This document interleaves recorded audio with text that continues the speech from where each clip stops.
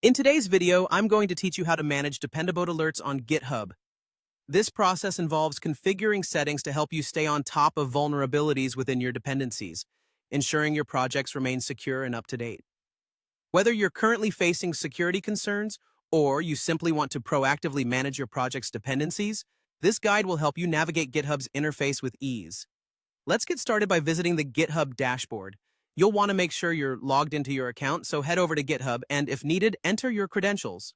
Once on the dashboard, direct your attention to the top right corner of the screen. Here you'll see an icon that represents your profile. Clicking this icon will reveal a drop-down menu containing various options.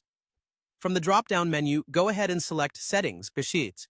This will take you to a new page where you can configure various aspects of your account and interactions on GitHub. As you scroll through this page, keep an eye out for the Code Security section. This is an essential area for managing anything related to security within your repositories. Within the Code Security section, you'll notice a segment labeled Dependabot Alerts. Dependabot is a fantastic tool provided by GitHub that monitors your project dependencies, checking for any vulnerabilities. It's an essential part of maintaining a secure development environment. On the right side of this section, you'll see options to either disable all or enable all dependabot alerts. Choosing Enable All will ensure that you're receiving notifications for any vulnerabilities affecting your dependencies. These alerts will be instrumental in keeping your project secure as they allow you to address issues promptly. Additionally, receiving dependabot alerts enables the manual generation of pull requests directly from these notifications.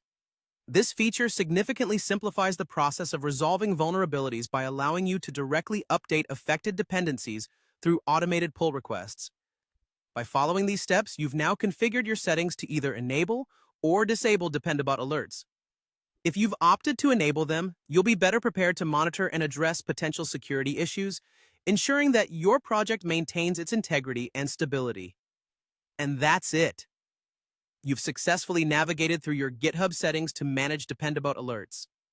Taking the time to understand and adjust these settings is a crucial step in maintaining secure and healthy code repositories.